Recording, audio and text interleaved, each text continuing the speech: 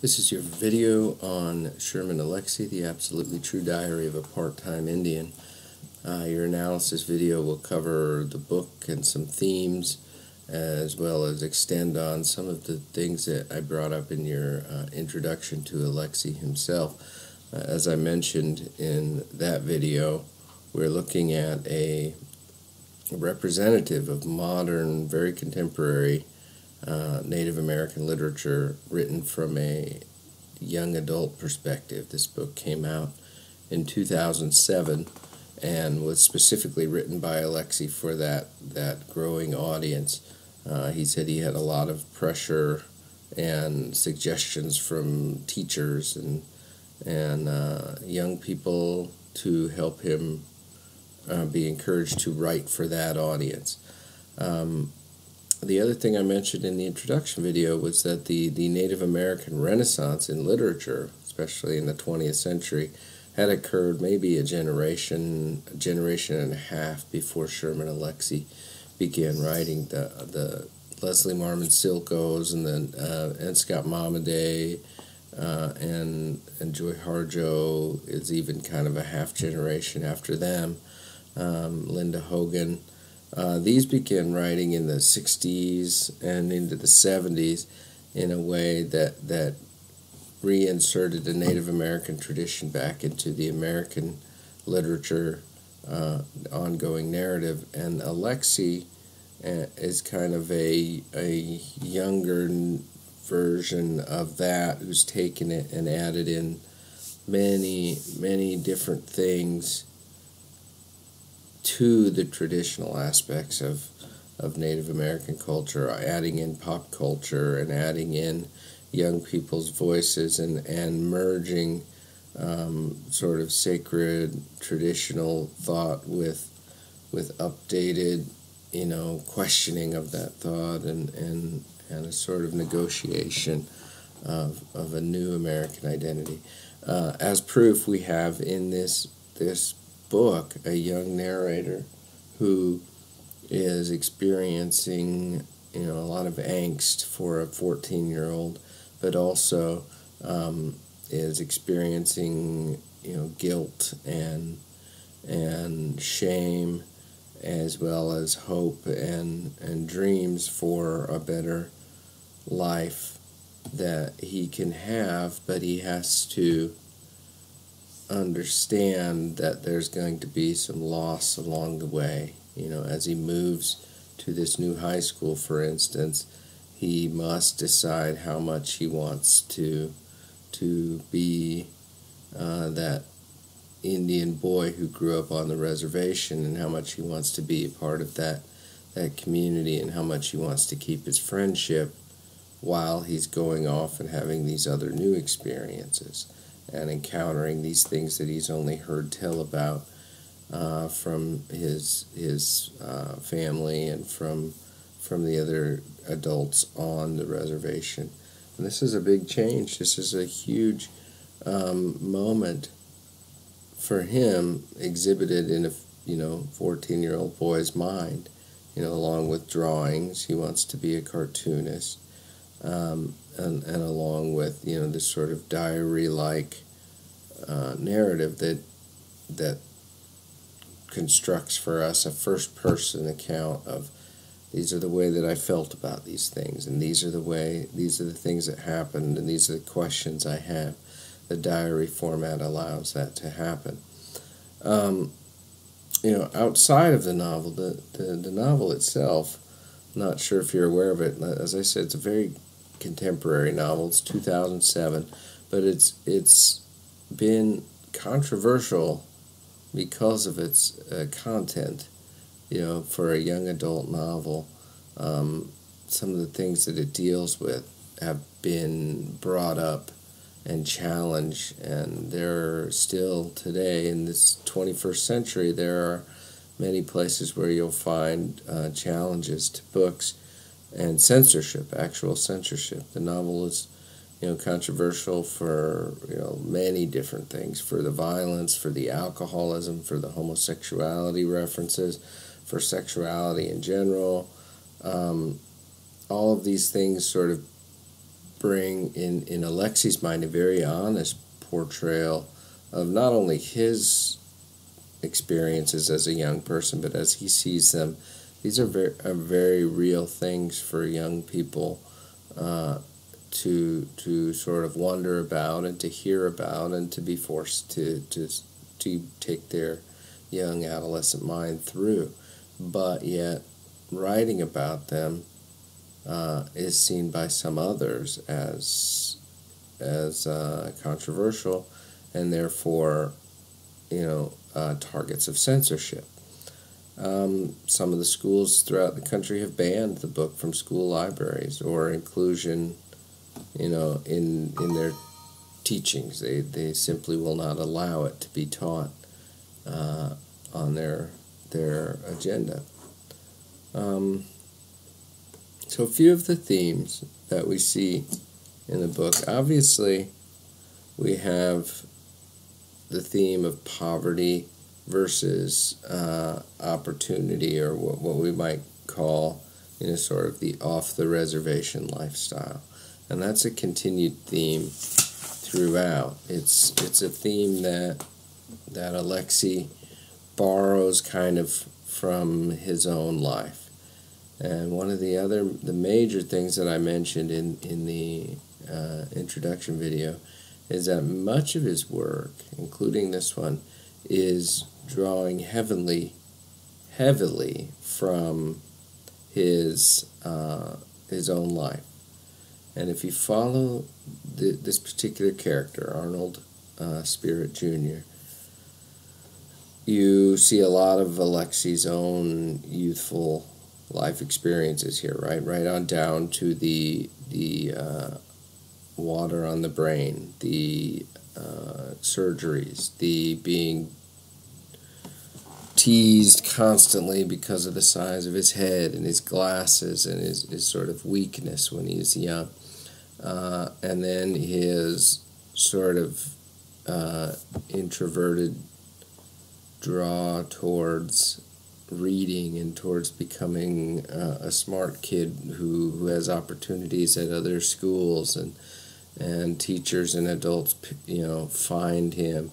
Now, all of those things are much like Alexie's own life, and so that draw between poverty and that reservation experience and the off-the-reservation opportunity and dreams. Remember, there's one point even where Junior asks who has the most opportunities in life, and the answer is almost emphatically white people. And so he sees dreams and opportunities, much like a young Alexie did, as residing among the white people and the white community.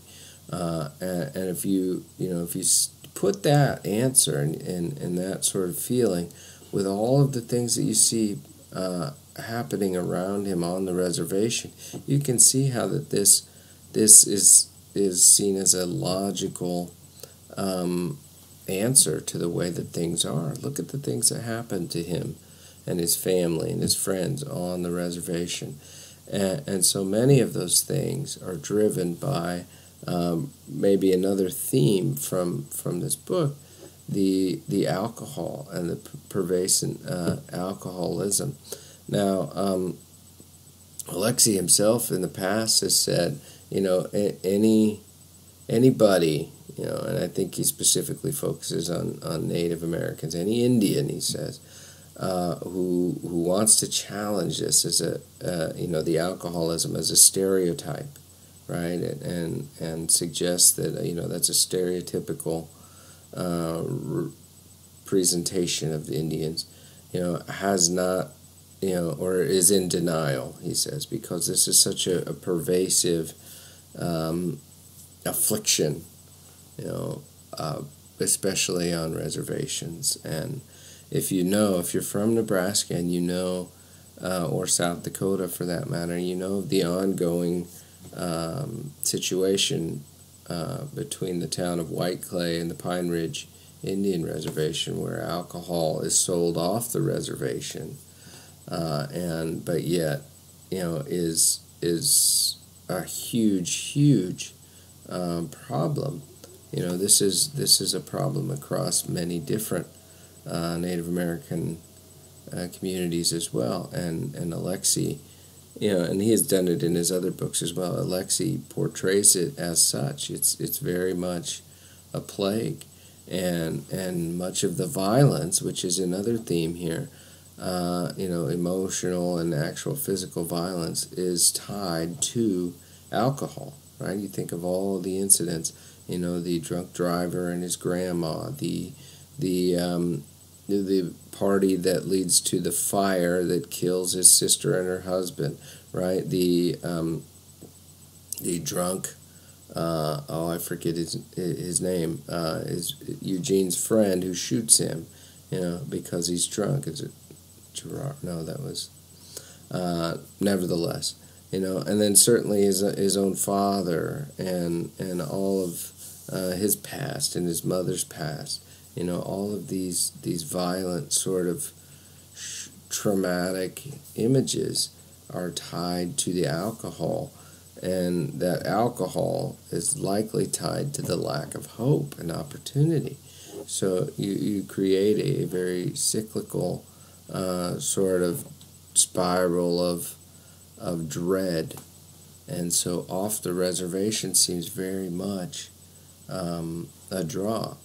And yet, when he goes and he attends this high school, that hope and opportunity is there, but he's away from home. He's away from his familiarity. And he very quickly, sees this. He's the only Indian at Reardon. And then he makes a snide comment, sort of humorous comment, that the only other Indian is the team mascot.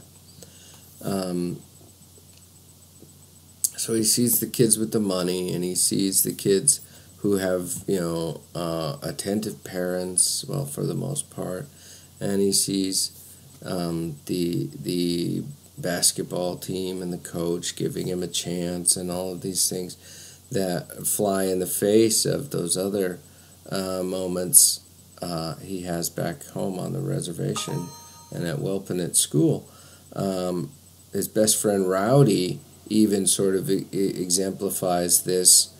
I'm a familiar, loving face, but yet I'm very violent and will beat you up, at the slightest sort of displeasure, right? And Rowdy, we can talk a little bit more about Rowdy in a bit, but Rowdy sort of embodies that, right? And he's he's got it even worse than Junior in terms of family life, and he has latched on to Junior and his family because he feels safe there.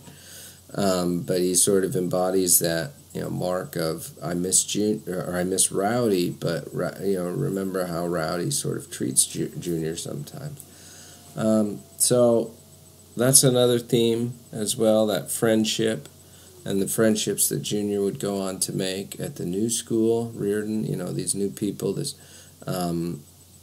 Gordy and his attraction to Penelope, and even the bully who he initially meets sort of befriends him as well. And I think that this is one of Alexie's ways of saying that forming relationships, moving into new areas of our life, allows us to grow, right? And seeing the healthiness of relationships, whether they be, quote unquote, at home or on the reservation or out in the world where new opportunities and routes for success might present themselves. And then one of the last themes, it's a little bit of a smaller theme, but it goes back to what I was saying in terms of the diary form and even the images that are drawn throughout and contain sort of an elaboration of the story and the point that he's trying to make, is this theme of writing and maybe just reading in general, right? This idea of putting thoughts to paper, and there's the continued presence of reading, right? Rowdy reads comic books, Gordy teaches Junior how to read, or Arnold Jr. how to read in a real, more, sort of intimate, very, very passionate way. The way the books come alive. And these ways sort of bring new knowledge, but also new sort of awareness of the world. And Rowdy looks to reading the comic books because he wants that awareness to take him away from his actual. He wants it to sort of cover the experiences that he has on a day-to-day basis. The characters in the book, very well drawn. You've got, Arnold and his mom and his dad, his teacher, who is, sort of representative of teacher and teachers that Alexie probably had, who encouraged him to seek out because he had, sort of an edge, an advantage in his early life of being smart and drawn to these reading things. He kind of represents that push.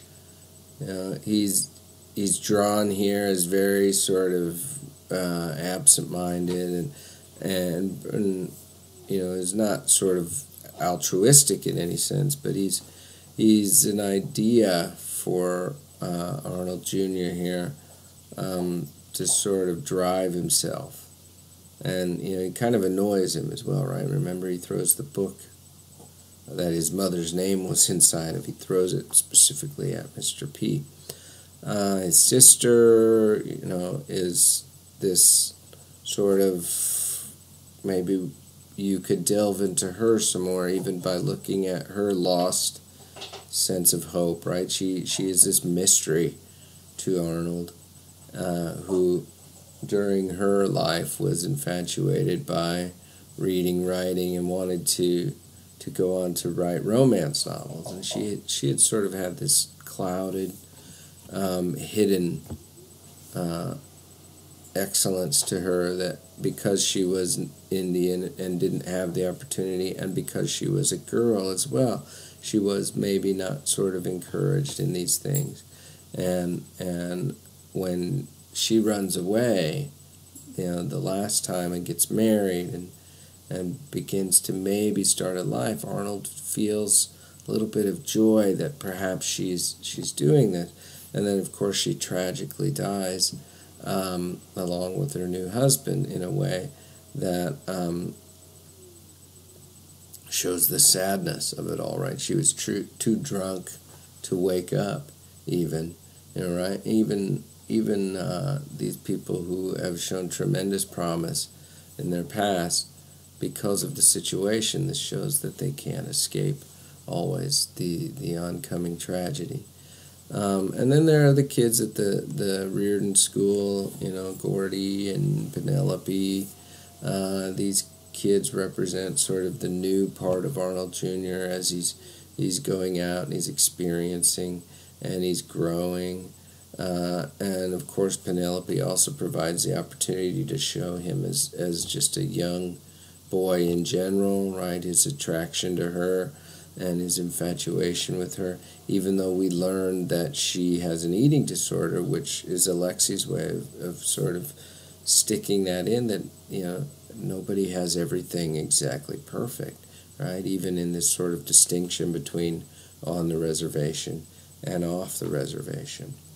One last character that I think very, very influential, and Alexie might be, again referring to his own life and a compilation, etc., is the character of Junior's grandmother, who is very wise and very supportive towards Arnold, and she dies by being hit by this drunk driver, and it's sort of this last straw of this violent alcoholism taking all of Junior's hopes and dreams out of his life, right? The two meeting and his grandmother being killed because of that alcoholic violence. And her last sort of wishes are for the driver to be forgiven and this sort of solidifies his grandmother's, undying, if you will, sense of hope and movement towards a beyond of this alcoholic sort of haze that hovers over all of them. She doesn't want it to be, it is Gerald. She doesn't want Gerald to be burdened by this. And really it's sort of symbolic of all, this alcoholic hazing violence that's going around. She wants that to be sort of moved past. And it's beautiful in a sense, right? She represents support and guidance and hope, and she doesn't want these things to win out over that. And she wants, Arnold and the others to sort of see this. Now, back to Rowdy, just for a little bit. Rowdy, of course, is, Junior's best friend early on, but they have this sort of antagonistic relationship. Rowdy's father abuses him, which kind of shows why Rowdy is kind of also a bully, an abuse inflictor on Arnold and some others, and he protects him, but he also sort of picks on him as well.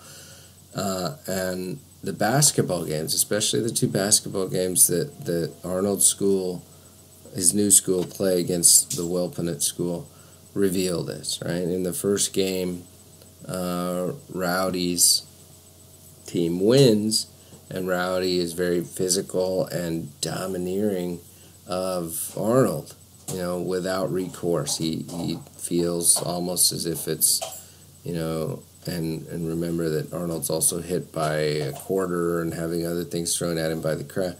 They feel altogether that Arnold is sort of a traitor at this point, right? And rather than welcome him back, they want to make sure he understands that they see him as other, right? And this is where that part of the title, the part-time Indian, he comes home, he's Indian. When he goes off, he's not. And during these basketball games, he, of course, is not. So he's not welcomed amongst the community. Rowdy makes sure he knows that. He sort of physically manhandles him and hurts him, in fact. And then in the second game, where Arnold and his team win, he is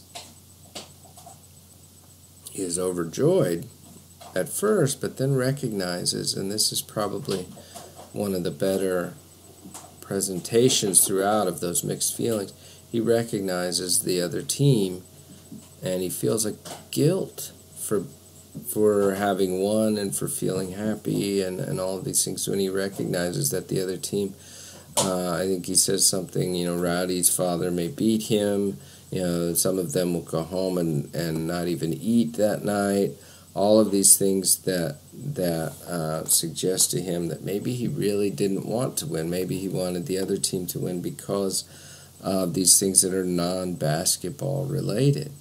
And, of course, when Rowdy and Arnold get together one last time and sort of negotiate and converse about, the way their lives are changing and the way that they are maybe on a little bit different paths, they meet on the basketball court again. And this is, sort of symbolic of the back and forth between them and their two lives. And it's wonderful. It's also kind of sad in that time is passing and that people are growing apart and yet can still find a common way to converse with each other. This is sort of Alexie's point, I think. This is a novel about, Indians or Native Americans encountering, sort of cultural merging and deviations in their life, but it's also about life passing in general for young people as it comes, and you must, decide how these changes are going to fit into your life. And that's why it works, I think, on so many levels. Okay, that is all for now. We'll see you on the next video.